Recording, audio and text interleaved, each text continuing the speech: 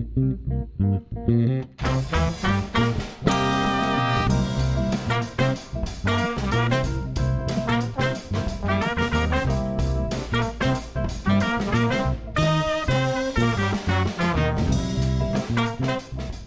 I'm Ted Haftegabber, founder and producer of Live Talks Los Angeles. Thanks for joining us. Since we started over a decade ago, we have brought you hundreds of conversations with storytellers, writers, actors, musicians, humorists, chefs, and thought leaders in business and science. You can watch and hear most of these in our YouTube channel and our podcast. For details, visit livetalksla.org. And now, here's the show you've tuned in to see.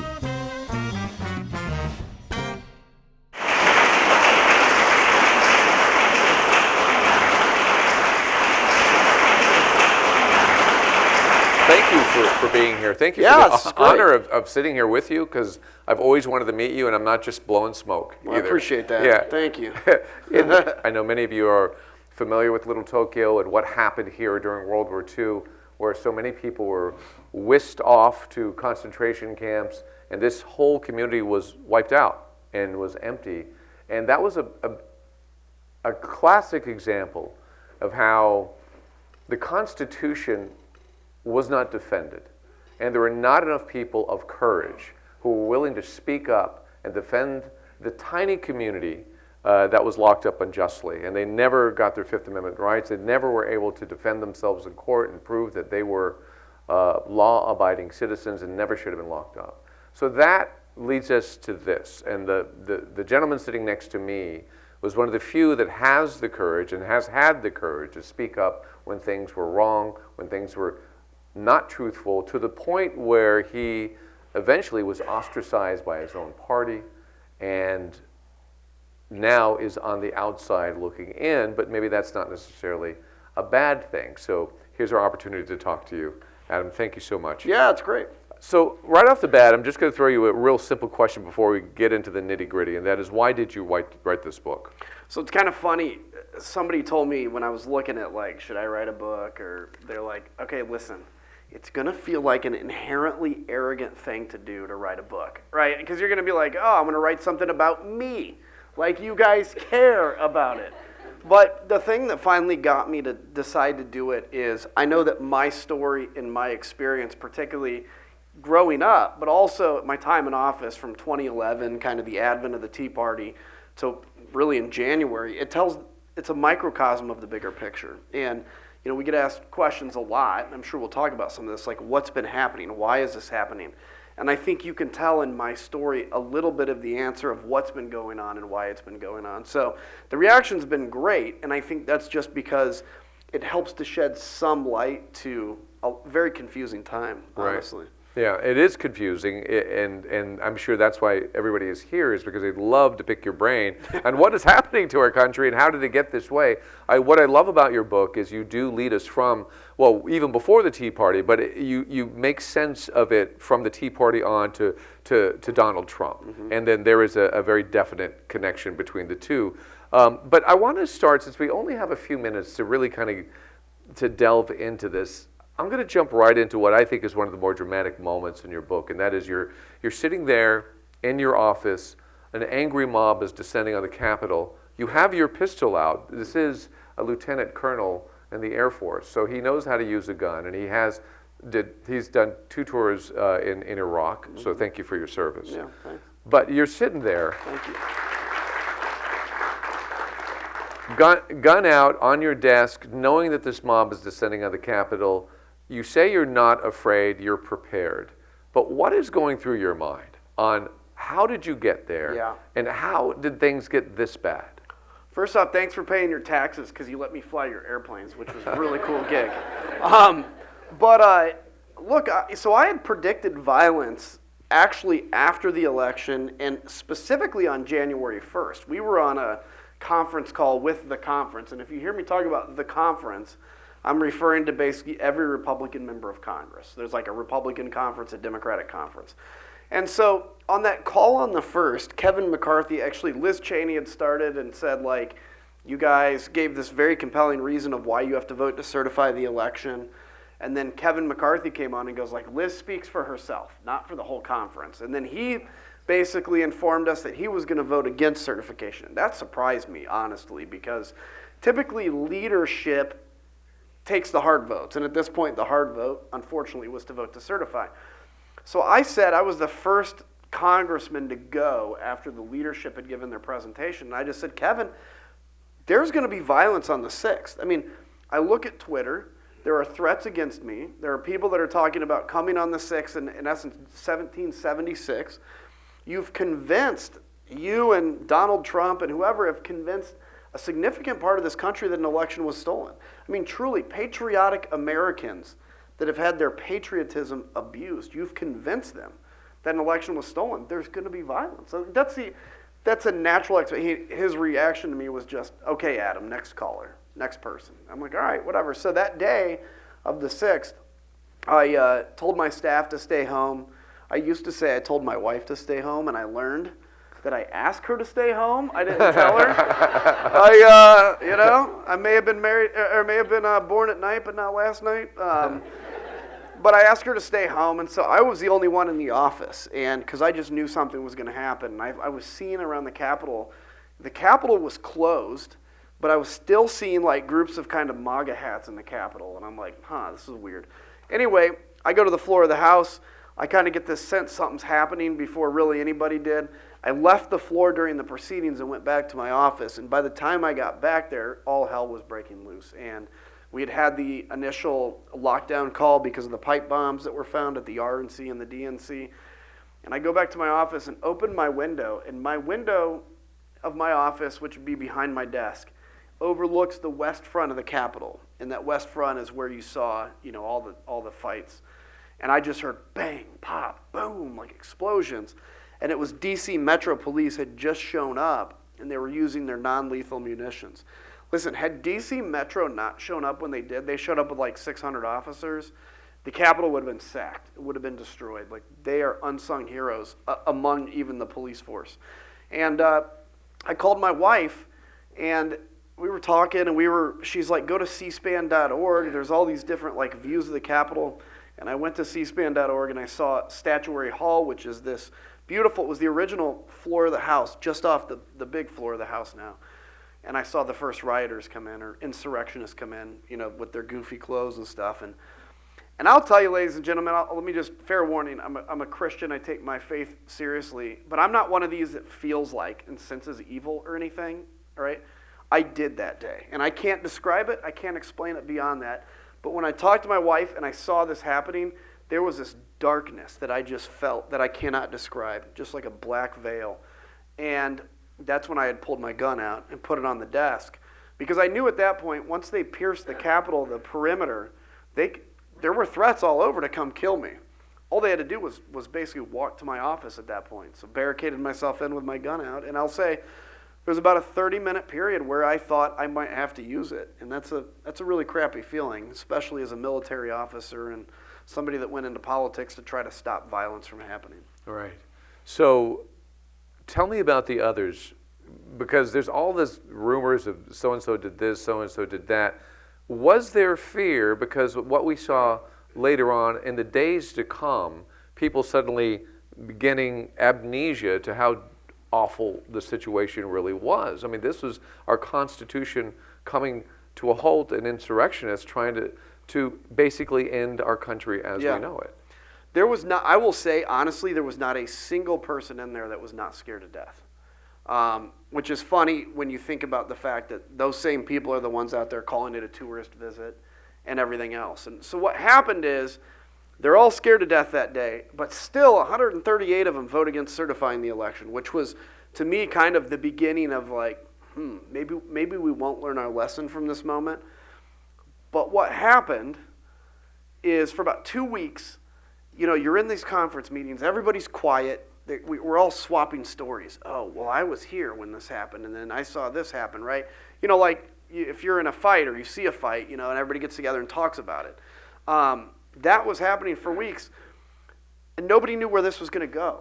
Nobody knew what was going to come from this until your native son, Kevin McCarthy, thanks California, until he showed up at Mar-a-Lago. And the second he showed up at Mar-a-Lago and that picture of him and Donald Trump came out, that's when I saw it. Not people enthusiastically backing Donald Trump again, but kind of this like, kind of beat puppy look where it's just like, oh no, well, we have to support him again. And then the enthusiasm for him re-rose.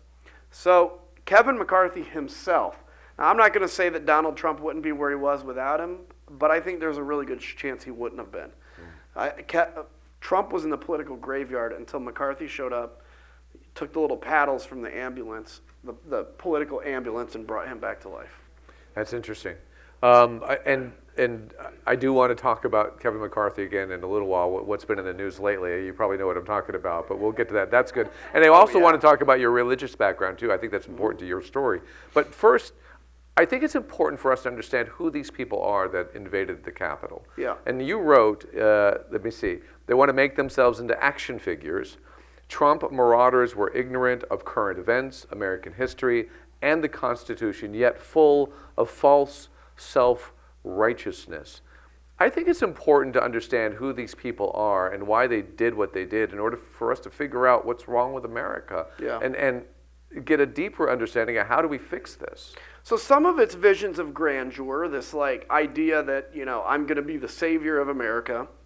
Some of it is abuse of people's patriotism. But the bottom line comes down to they are convinced there is this actual war against kind of good and evil. They're, of course, on the good side. By the way, everybody, no matter what, thinks they're the good guy. Just that's something good to keep in mind in any conflict. And so they basically see, it's part of the QAnon. When you hear about QAnon, and I tell you that there are people that truly believe, and there's a significant number of people that truly believe, that the government is run by Satan-worshiping child blood drinkers, okay? And a significant number of those people were there on January 6th. You also had Christian nationalists that were there on January 6th. You saw that. If you're not familiar with too much of that kind of faith, you wouldn't have seen the symbolism that I saw, which is people blowing horns like the shofar, which symbolizes end time stuff. There was a Jericho march around the Capitol the day before. So it was people that were convinced by failures from the pulpit of churches, by the way. They were convinced that this was the kind of Armageddon, the fight against good and evil. So it was a combination of people that had their patriotism abused, people that were like cosplaying Civil War, because there's also a group of folks that think that a Civil War is hanging out with your friends by the campfire and shooting people you don't like, and they have this like wonderful idea of a Civil War. And then some are people that have been abused from their faith perspective to believe that this is a battle against good and evil. So it's all of that, but it really comes from this idea that they feel left behind, they feel ignored, and quite honestly, that happens anytime you get an unstable society when a majority, particularly a racial group in a majority, becomes the minority. Even though technically white isn't becoming a minority, it'll be the large, it's just not over 51%, and that creates a real concern among people. So I think it's kind of an all of the above. Along those lines, then, you mentioned Christian nationalism. You were raised a religious man. Yeah. But you make it very clear in this book that you see a marked difference between Christian nationalism in your kind of Christianity and what Christian nationalism has become and how it has fed into the Republican Party is part of this problem. Yeah. So Christianity, as I've gotten older and understood it better, to me is, if you look at, and just bear with me as I talk about this, if you look at the example of Jesus in the Bible, he said, give Caesar what's Caesar's and God's God's. What he's saying, and his disciples were constantly like, hey, when are we going to overthrow Rome? And he's like, you guys are missing the point. I'm not here to overthrow the government, right? Well, what you see in that is directly what you're seeing like in the January 6th stuff and in Christian nationalism, which is this idea that Christianity is about overthrowing the government, or it's about, frankly, no different than the Taliban. In all honesty, it's about a religion running the government. And part of that is an abuse, again, from the pastors that do that at the pulpit. Part of it is just a complete misunderstanding of what Christianity is. And so I was raised independent fundamental Baptist, and I've learned if you're ever in a religion that has two like adjectives before it, it's probably a cult or close to it. And So I was raised independent fundamental Baptist. I now consider myself Protestant non-denominational, and which doesn't have adjectives, it's just Protestant, okay? But, you know, and part of that was just a control on how you act, a control on who you hang out with, and again, this idea that somehow government represents this broader battle of good and evil. And so there's a massive difference between the faith I practice and understand now. The Jesus I follow actually believes that immigrants have worth and value and they should be treated as human beings and that everybody has, and you have to respect differences and all that kind of stuff because he loved people. Christian nationalism hates anybody that doesn't believe exactly what they do. I consider it, you and I were talking backstage, and I'm like, I consider it the same as the Crusades. The Crusades were all about killing Muslims. It had nothing to do with a faith. Faith became just kind of a flag, a tattoo in essence, to identify who you are. I mean, look at the number of people that claim to be Christians, you know, fighting for Donald Trump that have never been to church a day in their life. Because what Christianity becomes is a synonym for white America. So the racial undertones are obvious. Yeah. I think it's, and I wouldn't say it's directly like, you know, somebody doesn't like black people or they don't like Hispanic people, but it's a cultural thing.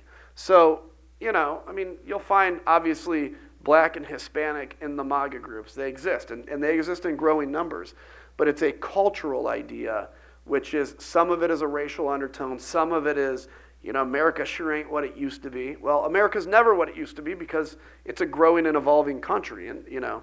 So I think there's some of that there. Yeah, if you ask African Americans, the old America, Exactly. the good old days, It means a different thing. There was no such thing. That's right. So let's get into why they don't know the truth. They're uninformed. And we have to bring in, and granted, yes, I work for ABC, but I'm going to say it. You know, Fox News and a lot of their pundits have been feeding misinformation knowingly, and what we're finding out in various court cases, knowingly feeding misinformation. And that's the only source of information for these people, as well as these extremist places on the internet. So how do you reach people with the truth? The truth no longer resonates with certain groups of people. Well, we're both media guys now, so I'm like, I'm part of evil CNN, right? Like, which I love CNN. But yeah, I think, so what happens is people went from like, I'm gonna watch the news and sometimes see things that challenge me and challenge my way of thinking or see a different side to stuff. You know, when you present the news, you present, in essence, both sides or just facts, right? Well, what happened is, starting in the 90s with AM radio and Rush Limbaugh, people started to realize, media companies started to realize, personalities started to realize that fear and anger is a huge addiction. So there's this dopamine hit that comes with fear, this dopamine hit that comes with the anger. I mean, we've all been in situations, we have to admit, where we've been watching, you know, CNN, Fox, or MSNBC, and just hooked on this thing that's making us angry. Well, that's the dopamine. And what, you know, Rush Limbaugh learned is the angrier he made you, the more you'd listen to him and the more the commercials he could make, you know, the more he'd make on commercials. The internet then came along and realized if they created, you know, stories that fit what you wanted to see and made you mad, you'd click on them many, many more times. And then politicians, the scary thing. So Fox News did that, you know, Newsmax, which actually, Newsmax used to be like a pretty sane, conservative, you know, website. Now it's a crazy TV station. And then politicians, and this is when it got kind of out of control. We learned that the best way to raise money is fear and anger. If I convince you that Nancy Pelosi is going to kill your family unless you, like, elect me, okay? And I say that kind of facetiously, but that's sort of what's happening in this. You will part with anything, including your fixed Social Security income, if you think I'm the thing standing between your certain death or an America that doesn't include you and the other. And so politicians have learned to raise a ton of money and fame on fear and anger. Right. And now that's a toxic stew. Right. And, well, this community understands that because it was the governor of California used fear to promote the fact that Japanese Americans need to be incarcerated into camps. And so it's a bit of history that repeats itself, and thus the uninformed. If you know your history, then sometimes you can navigate your way through that. But if you're ignorant to our history, which most people are, then that's why we see it repeated over and over again. So what is the Republican Party today? This is your party. I'm sure you were proud on your first day to become a U.S. representative.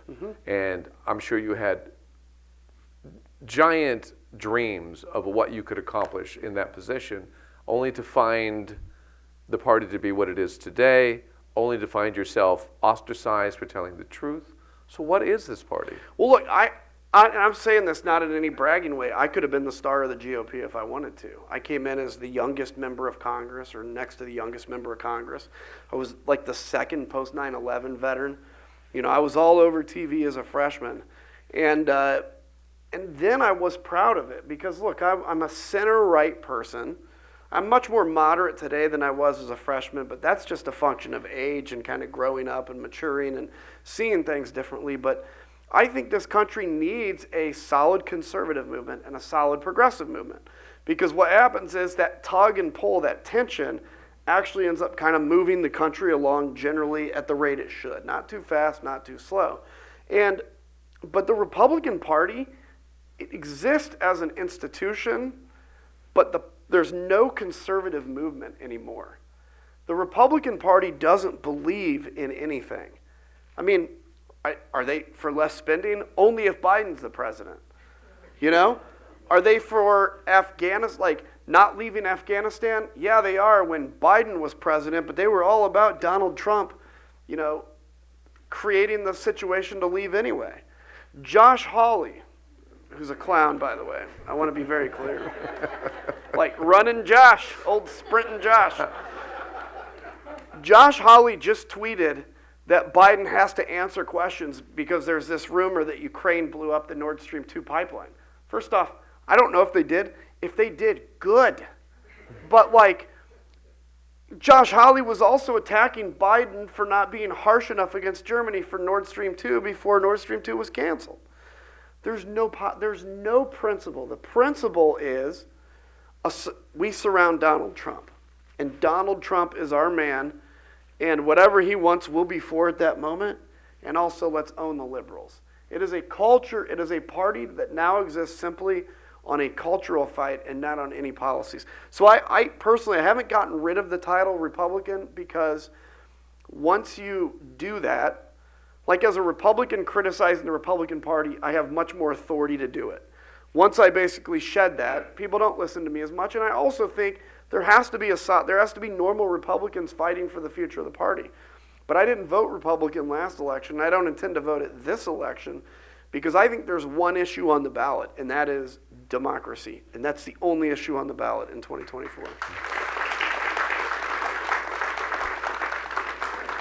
Yeah, there's a lot to get through on that. I want to kind of do a follow-up, but I do want to, an observation. When I was covering, and you may remember this, the Republican National Convention, when Romney and Ryan were the nominees, there was a ticker around the stadium, and that ticker was the national debt going higher and higher, and you could literally watch it. So I remember that. And then fast forward to when Donald Trump is passing his tax cut, which was going to astronomically and historically raise our national debt, and suddenly the Republican Party is like, oh, that's no big deal. Yeah, that's fine. Yeah. But now we've come full circle. Now that Biden is president, suddenly it's become an issue again. Yep. Yeah. It's constant flipping. And I think we all have to recognize that the debt's out of control, and all of us have to kind of jump off the bridge proverbially and do things we don't want, because it's pretty bad. But the Republicans don't have a right to own the issue, because when I was in, we skyrocketed the debt, I think even more than what's been done under any of the Democratic administrations.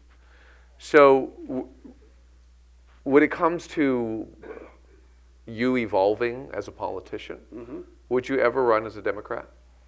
I'd be open to it. I'm not stuck on the title. If the Democrats would welcome somebody like me, a moderate, yes. I have nothing against the Democratic Party at all, and so I would. I I have no desire to be in the House of Representatives ever again in my life. There's not been 5 seconds I've missed it, except that I only wish I could be there to fight for Ukraine right now, because that, to me, is the fight of our generation, the fight in Ukraine. And but yeah, I would run as a Democrat. I'd run as a sane Republican, whatever. Okay. Well, I'm stealing this from what I saw online a little while ago. So it's not my original question, but I thought it was fascinating since you live in Texas. Oh yeah. And then you do talk about Ted Cruz quite a bit in your book, and he's not your favorite guy. Not much, no. And he might be coming up, and I think it's 4 years. So you have some time to kind of settle in and figure this out. That would be a fun race to run against Ted Cruz. I mean, he's such a loser. Such a charlatan. The thing is, like, I don't really respect, but I mean, I have more respect for people that actually believe what they're saying, because it's like, at least they believe it. He's just if being a moderate was what got him attention, he'd be a moderate. Like, he doesn't care about you, and he doesn't care about policy. Well, I want to, if you can indulge me, one more guilty pleasure, and that is the elbowing story that hit yesterday. But what was, I thought, interesting, knowing that I was going to do this interview, your name kept popping up because you had openly talked about being shoved by McCarthy a couple of times in the past as well. Tell me about that. By the way, like, I'm not going to go there. That could get me in trouble. So McCarthy and I used to be really good friends back when he was trying to be like this kind of normal Republican, and then he obviously went off the rails with Trump. And so probably about right when the January 6th committee started, I'm standing on the back rail in the House, just kind of like, leaning over the railing, and all of a sudden, boom, I get hit. And I'm like, what? And I turn around, and McCarthy is like 10 feet away now, walking away, and his security's following him. And I'm like, my first reaction was just kind of to revert back to when we were friends, and I'm like, haha, and then I'm like, wait, McCarthy and I hate each other now. And I'm like, he just shoulder checked me on purpose, okay? Like, just to be like, tough guy thing. And I'm like, okay, whatever. A week or 2 or 3 weeks later, he did it again. We were walking past each other, and he leans over and goes, boom, and hits me. And I'm just like, what a child. What an emotional child. And what it is when you compromise yourself and your values, and you really, and he knows he's done this. Like, he knows Donald Trump is not a good guy. He's told me that in the past.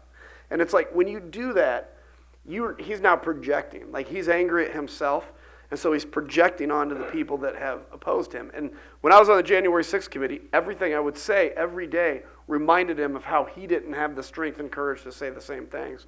And so I think that's what happened. But so then when this happens 3 or 4 days ago, to birch it, he elbows him hard in the kidneys, evidently. And then he tries to play it off like, oh no, it must have been an accidental hit. And the media's like, well, Kinzinger in his book that just came out. And he's like, he's like, oh, I don't know anything about that. Oh yeah, you're right. I just made that up. Yeah. Ironically. The inner workings of Congress, which is great. Yeah. But you mentioned, the January 6th Select Committee. So that's kind of like really getting into the nitty-gritty of your identity, and, well, I hate to use the word downfall because, you're a hero to us because you did it. Mm-hmm. You may not be in Congress anymore, but it doesn't mean you're not part of our future. So what was it like to be on that committee? And you also voted to impeach Trump, mm-hmm. and you were vilified for that too. What was going through your mind as you debated whether or not to be part of this and to participate, knowing that this would be your demise? There's a moment, so in politics, and I don't care who you are, if you go into politics, there's compromises you have to make. There's always going to be something you vote for you didn't love, something you got to go along with that you don't love. And that's the nature of, frankly, a constitutional republic. You represent people, But there is a point, and there should be a line in everybody's life that you're unwilling to cross. There should be a moment where you're like, okay, I can go this far, but no further, because this is who. And I have a new kid, So I remember this. When I ran for Congress, I had just gotten back from Iraq, and I wear on my wrist Andreas O'Keefe, who's a friend of mine that was killed in Iraq in 2018. But when I ran, he hadn't died yet.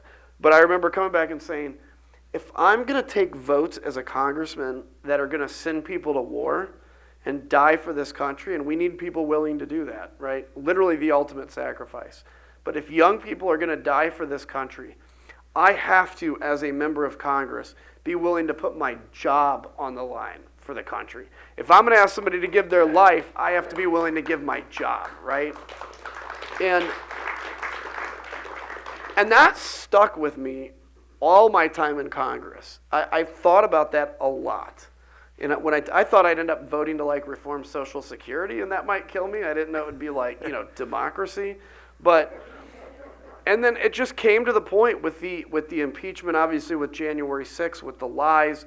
My biggest burden of everything was the fact that for democracy to survive, you don't have to agree on any issues, but you do have to agree that you can vote and your vote counts, and the person that gets the most votes wins. When that trust is destroyed, you can't self-govern. Like, that's the thing that you have to have, and that's the only thing you have to have, but that's destroyed. Donald Trump did his best to destroy that, and he's still trying to destroy that, and he's got minions helping him. So it hit the point with my red line where I'm like, you know what? How am I ever going to look at my 6-month-old at the time, or 2-month-old, whatever he was then, how am I going to ever look at him in the eye and tell him to do the right thing no matter how hard it is if I'm unwilling to do the right thing? And you hit a moment where it's like all the chips are in. This job is not worth my soul, and I'm going to go out with a bang, and I'm going to go out telling the truth. And I have zero regrets. Never for a second have I ever regretted it, and I would do it all again.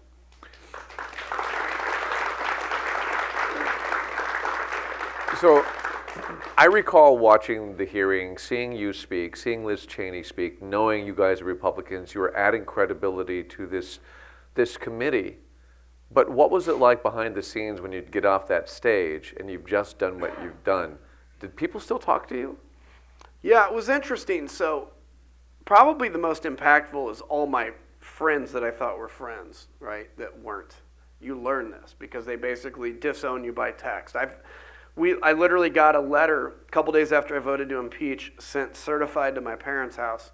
And, we had to go into hiding, my wife and I, for about a month after the impeachment vote because of the threats. We didn't hide, but we went to a place in Florida, a friend's house, and stayed there. And then you're doing all this stuff. And I get back, and my dad's cousin sent a certified letter, 13 of them signed it, disowning me, saying, what a disappointment you are. You're a member of the devil's army. Like, just brainworms. It was brainworms, like, written out. And, and my co-pilot in Iraq just a year ago sends me a text that says he's ashamed to have ever flown with me and served with me. That one hurt the most. And, and it's like, why? Because I told you the truth? And you didn't want to hear the truth? But on the floor of the House, for the first part of the January 6th hearings, that kind of first half of all that, everybody on the floor would come up to me and talk to me still and joke with me. And a lot of people that would amaze you could come up and be like, thanks for doing it. The same people that would go on TV and be like, this is a partisan committee that, but they'd say, thanks for doing it. I can't do it because of my district, but whatever. And I'm like, listen, my district's not happy with me either. But by the way, you take an oath not to the 700,000 people in your district. When it comes to a constitutional issue, I'm sorry to say it, the 700,000 people you represent, their opinions are absolutely irrelevant. Absolutely irrelevant. If every one of the people in my district said, we demand that you as our congressman vote against impeachment, it is absolutely irrelevant because I took an oath to the Constitution, not to them. And the Constitution was at threat. And I would try to tell this to my colleagues, and they'd, well, I'll never get reelected. I'm like, okay, great. You can't look at yourself in the mirror either.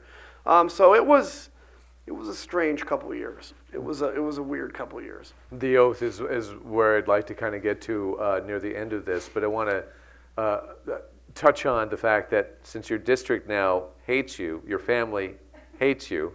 My immediate family's cool. Your immediate family's good. Yeah, they're cool. And this was my question when you announced it, was you said, I'm not going to run for re-election, which is so disappointing.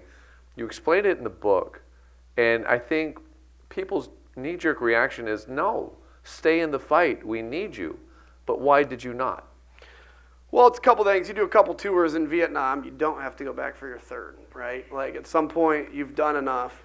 The impact on my family was intense. The Democrats in Illinois drew me out of my district, by the way. After saying that Adam's the exact kind of Republican we need, they drew me out of my district because they controlled redistricting. I had, probably just as importantly, I had been in Congress 12 years, and that's a long time. I'm not sure I would have run again anyway, even without the January 6th stuff. But most importantly, I couldn't win.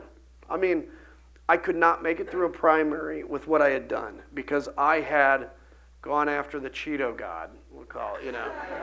I had violated this religion now.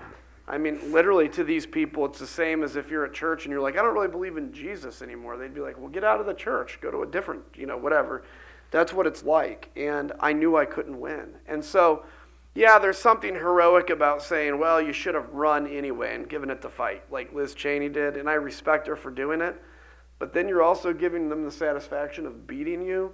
And as of right now, I've never lost an election.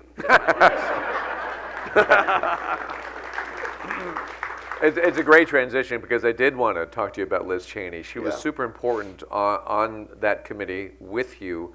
What was she like? And I could tell you have a great deal of respect for her. And then, and also the parallel of the fact that she lived the same faith that you did. Liz Cheney was the linchpin in the success of that committee. And for two reasons. Number one, her voice brought a lot of credibility. Because, you know, I'm kind of a moderate Republican. If I was on there, people are kind of like, well, yeah, he's a moderate, whatever. She was like she made me look like friggin' Nancy Pelosi in comparison to her. You know, she's got a famous name. But most importantly, the work she did. I mean, she understands the law like nobody I've ever met.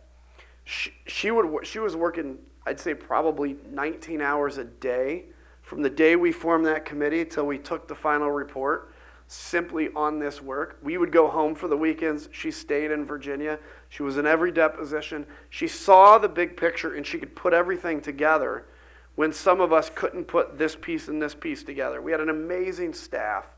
We had amazing members. It was like God himself honestly formed the committee because each person on that committee had a unique thing that they brought to the table. Hers was the ability to bring it all together. Schiff, by the way, and I had been friends with Schiff prior to this, but here's a funny story because I know he's a local guy. Right when we get to the committee, the first thing I did, I dubbed him in the committee Adam Sr., and then myself Adam Jr., because I wanted to make the point that he was older. And he got ticked. He's like, no, you can't call me Adam Sr. And everybody on the committee from that point forward called him Adam Sr. So I succeeded, and that was the one thing I wanted to do. Even more than January 6th, I wanted to, no, I'm kidding. But everybody brought something unique. So Liz Cheney was the bulldog that really caused this thing to succeed. Now, there were moments she rubbed each one of us the wrong way because she's very intense. She's just like her dad, right? Very intense. But you could see, you know, and she would relent when we had a good point. So she wasn't a bully about that. But you could see that her tenacity. I mean, we had like 20 lawsuits going at any given time about trying to get this person to testify or get these phone records. She knew all these lawsuits. I got so lost in all these lawsuits that were happening. I'm not a lawyer. And so that was great. The other one that's really kind of heroic is Benny Thompson, because Benny is the only guy in Congress that can be the chairman of a committee that was so famous at the moment, that was so, you know, the whole nation was watching, and he was okay giving the spotlight to other people. Because any other person in Congress would want to take the spotlight for themselves in that position. And he recognized that Liz and I needed the spotlights to add that credibility. So without him, you know, it's literally like God himself authored the committee. It was pretty amazing. So the end result of that committee, you put out tons of information. Yeah. Things seemed so obvious, yet it's like turning a boat. It's I guess it's in the process and still taking a long time. How do you feel about the outcome of all your hard work? Well, the only disappointment I have is I was hoping it would wake up more Republicans, obviously. I think it woke up some. There's a small, you know, minority of Republicans that are supporting like Chris Christie now because they can't stand that, and you know, and so those exist, and I don't think we need to minimize them. But for the country, here's the one thing I know. My kid in 5 or 10 years, probably 10 years when he's learning this in school, maybe 13 years, whatever, first off, he's going to be proud of his last name, which means a lot, because a lot of my colleagues are going to have kids that are ashamed of their last name. And secondly, he's going to hear the truth. Because history, it takes sometimes history 20, 30, 40 years to get it right, what happened. What we put out was a complete synopsis of what went down, as complete as we could get in a short amount of time. He's going to learn the truth. He's not going to think it was the FBI. I think in 10 years, there's not going to be a single person that ever admits they were a Trump supporter. That's what I predict. It'd be like finding a Nixon supporter, right? There were a lot more at the time. But lastly, it was extremely successful because the Department of Justice would not be doing what they're doing right now without us, and I know that for a fact. Donald Trump will be in jail, I believe, and I think it is 100% because of the work of the committee. Yeah.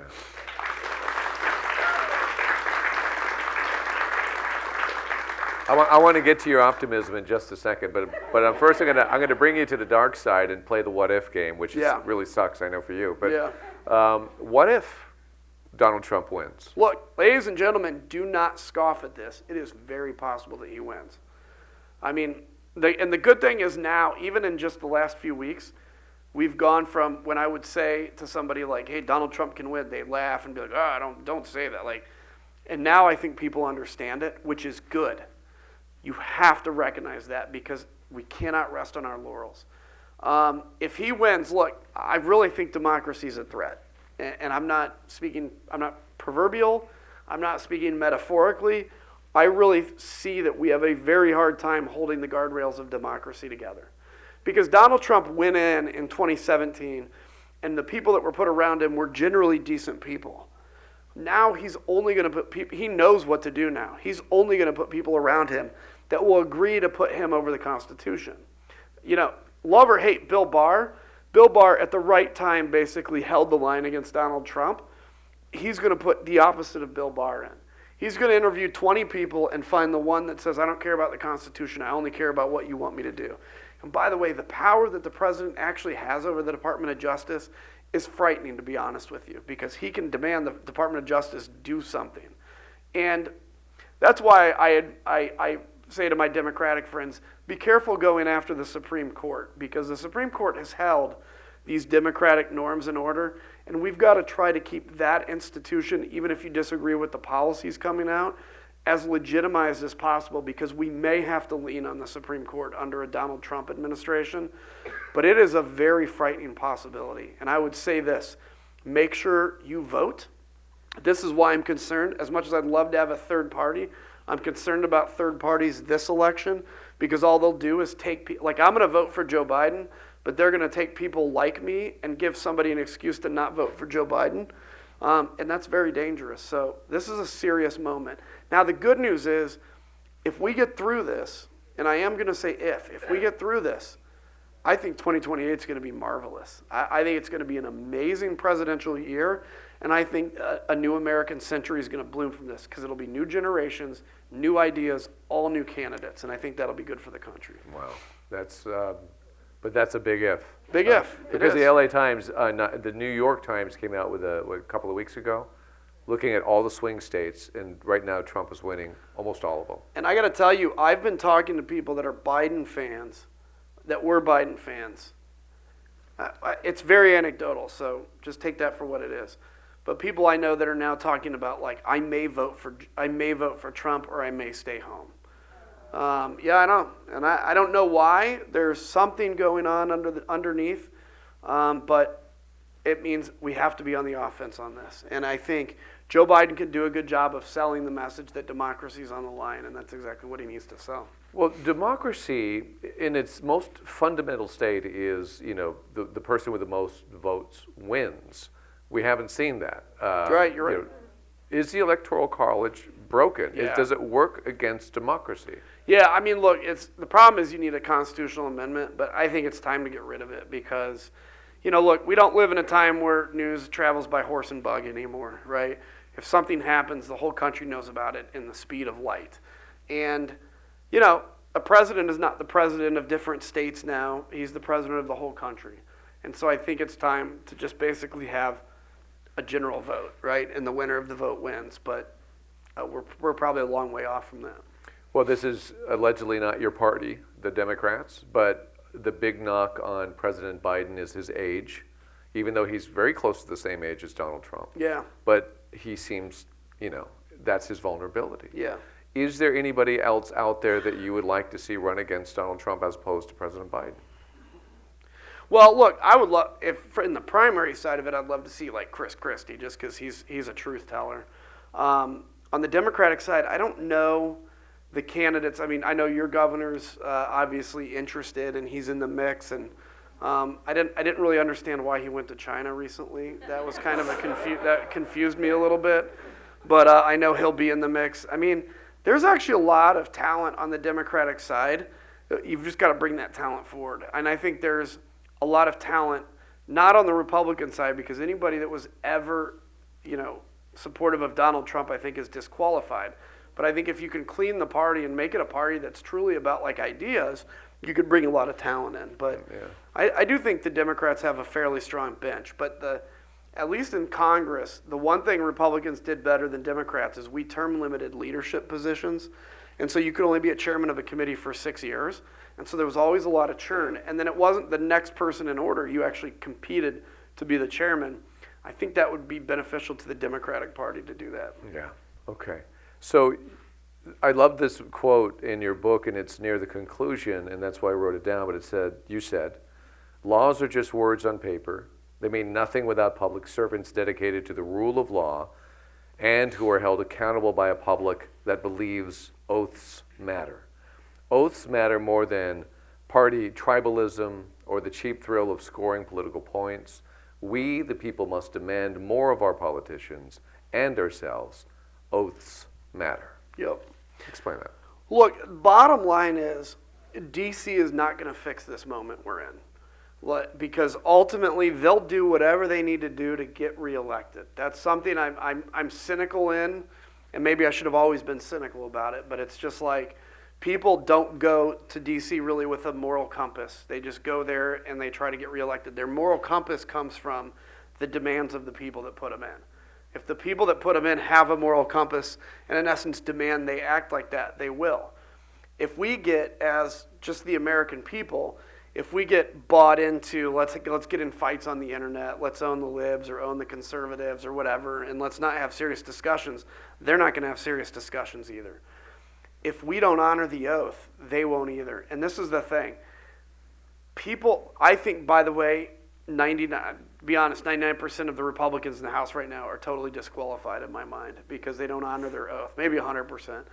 But what matters is no matter what the Supreme Court says, no matter what law exists, no matter anything, none of that actually works unless we have that contract I was talking about earlier about the voting thing, but also understanding that laws work because we trust that laws work. We're going to obey a law because we've decided as a society we'll obey laws, right? And that's what that oath is you're committing to that basic structure of governance. But if all of a sudden our politicians decide, I don't care what anybody says, we're just going to act as fascists, then there's no law you can put down that's going to stop that from happening. And that's what we have to demand of people. This is California. It's going to vote Democratic for the president. So, kind of as a final question before we open it up, what can people in California do to help with a presidential election? Well, obviously vote. That's important. I think just, first off, the one thing I would say is take that weight of the world you carry, that we all kind of carry with all the bad stuff happening, and just take that weight and put it down. That doesn't mean disengage. I'm actually telling you that because when we carry that weight, we get exhausted and we give up. Put it down, love your family, love people that think differently than you. It's okay, right? They're not going to bite. But just put that down so that you stay engaged and so that you stay empathetic and you can actually be effective. Obviously, there's tons of stuff you can do on new media and social media and all that kind of stuff. But the most important thing you can do in California is vote. You guys, we do know how the election's going to go, but that doesn't mean you don't have an impact in that. So that's going to be important as well. And of course, you have that in your senators and congressmen and state reps and state senators as well, is hold them accountable too. Great. Ted, do you want to ask some questions? Yeah, thanks to those of you who sent in questions. Here's a first one. We're a week away from Thanksgiving, an occasion that is typically a time to bring families together. But however, the last few years, politics has been a big divider. And even in your family, you've been disowned. Yeah. What will Thanksgiving be like at your home next week? Mine will be great, because all those people that disown me, I don't give a rat's about them anymore, honestly. Like, I really don't. I have forgiven them just for myself, right? Because you don't want to hold on to that. It's always important to do that. But I have zero desire to make up with them. Like, that's on them. I'm not the a-hole in this situation. They are. So they're not invited. But, my immediate family, of course, is great. But I would say this when it comes to Thanksgiving is like, if you're and most people have this problem where it's like, okay, there's going to be somebody at Thanksgiving that says things that ticks everybody off, and they can't help themselves. It is worth, if you love this person, sending a text or an email and just being like, can we all do us all a favor and let's all stay away from politics this year? Because once you can do that, and if you have an agreement to stay away from it, you can actually enjoy being around each other. It is a problem in this country that we're separated into groups of people that all think the same, left and right. So I think less of that's better. Gentleman says, being an ex-Navy myself, one of my biggest disappointments were all the military and ex-military who participated in the insurrection. I would like to thank you for helping to restore my faith in my fellow veterans. What are your thoughts about that? Yeah, that's really disappointing to me as well. The military is literally the last institution in government that has bipartisan support, and that is essential. I knew while January 6th was going down, I knew that no matter how bad it got, at the end of the day, you had the break glass in case of emergency, which is the National Guard and federal forces if you needed them. And it was nice to know that they were going to come in and restore order if we needed that. What we saw on January 6th was a lot of veterans, some active duty members. You can't control how people think. What you can control is when I joined, and when the veteran out here joined as well, like they ask you, are you a member, are you a communist? Are you a member of a terrorist group? Or you ever been a member associated with a group that wants to overthrow the United States government? That needs to include things like Proud Boys now. It needs to include like Groypers, which I don't even understand fully what they are, but those groups that seek to overthrow the government.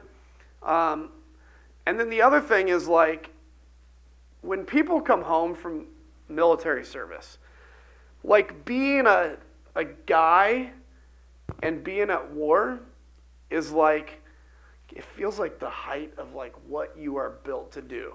And I get like, you're fighting for your country, you're fighting with your brothers and sisters, and then you come home and it's like, you'll never reach that high again, ever, no matter what you do.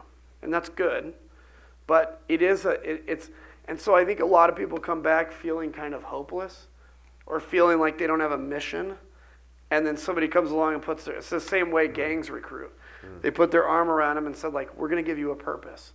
By the way, your government's under attack. You want to keep fighting for Americans? Here's what we got to do. And I think that's a huge problem. People don't have a mission after the military.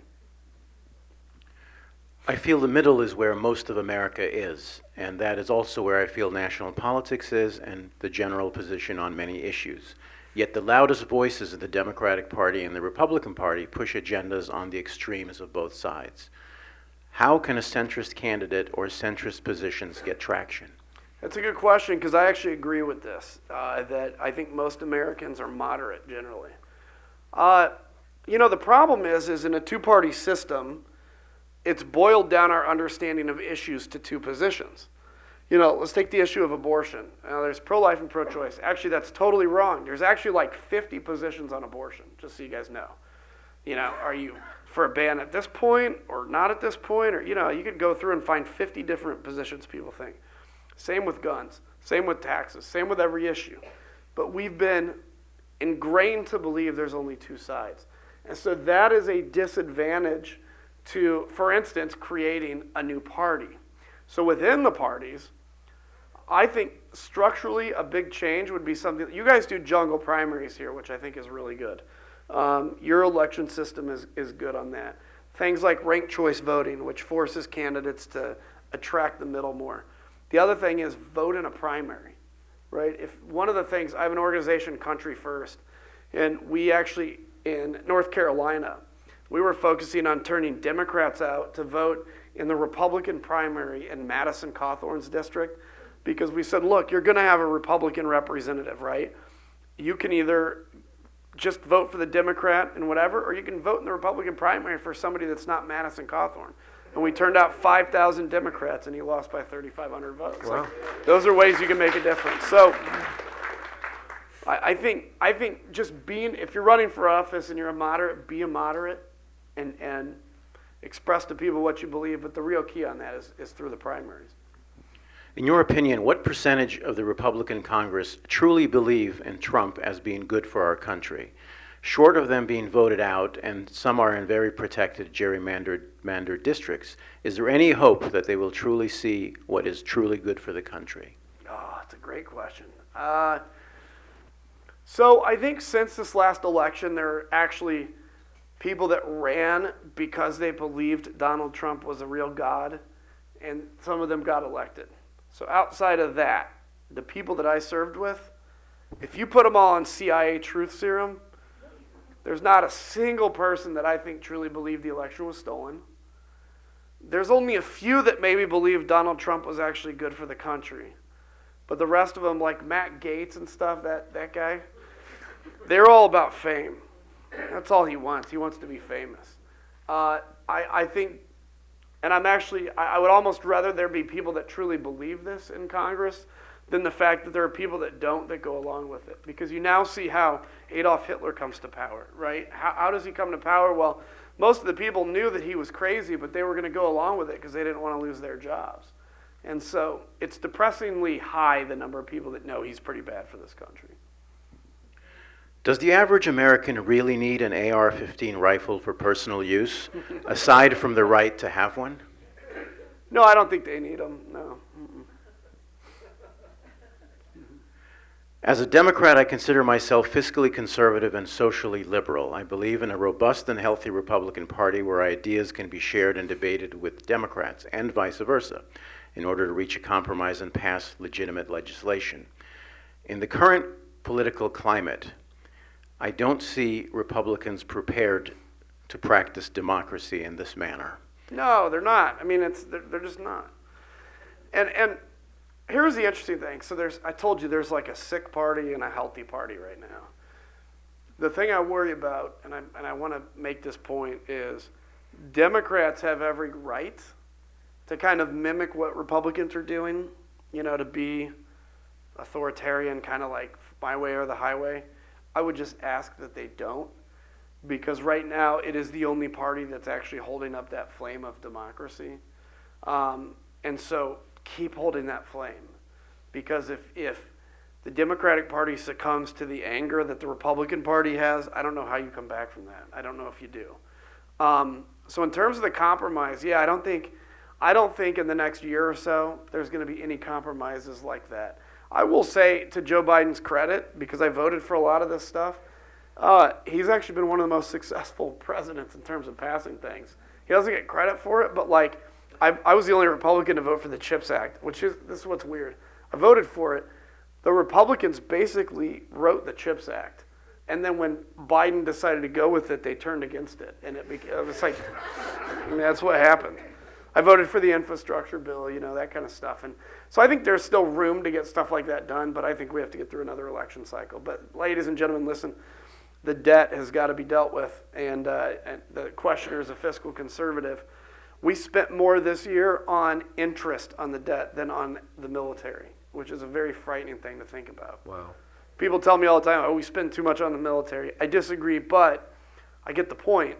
Right now we spent $800 billion on interest, which is a pointless expenditure. And yet we're fighting over sending arms and supporting Right. Ukraine. Yes, exactly. It's nuts. It's nuts. The priorities are nuts. Gentleman says, when I immigrated to the U.S. in the 80s, I was in awe of how government worked in America. I watched C-SPAN to learn about Congress. I watched vigorous debate on legislation from both sides, and when a bill passed, both sides acknowledged each other's efforts and acknowledged that at the end of the day, they were working for the American people. I thought to myself, many countries in the world should learn from this. Now I watch C-SPAN, and I'm not so sure.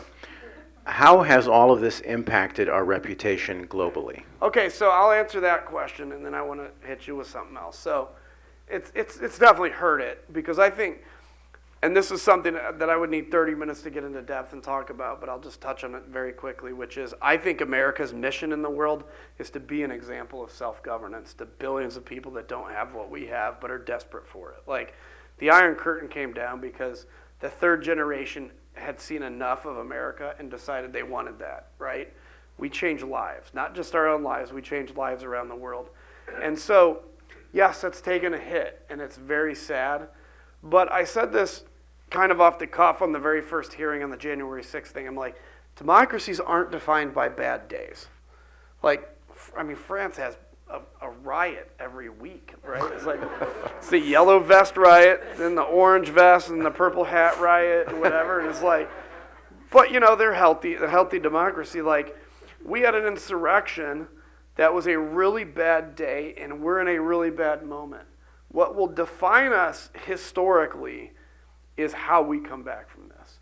Do we take inventory of this moment, and do we make that like the low point, or do we just feel like it's too hard and we just give up and it gets worse?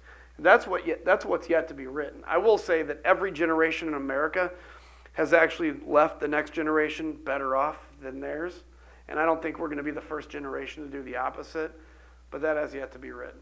And so, yeah, I think the reputation has been hit, but I think we still can come out of this actually and have even a better reputation if we get this right.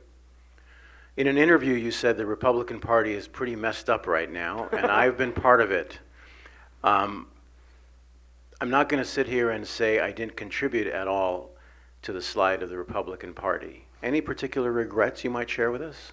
Yeah, I mean, I have regrets. I voted against the first impeachment, which I regret. You know, like, yeah, there's stuff like that, you know, I can look back on and say, I think it's important, if you're going to talk about your prescription for the party, to admit your role in it. And I think the problem we have now is, you know, with all the people that are empowering Donald Trump, if they're like, if I come out and admit that what I did was wrong, instead of people listening, they're just going to be like, well, you. Like, okay, yeah, I get it.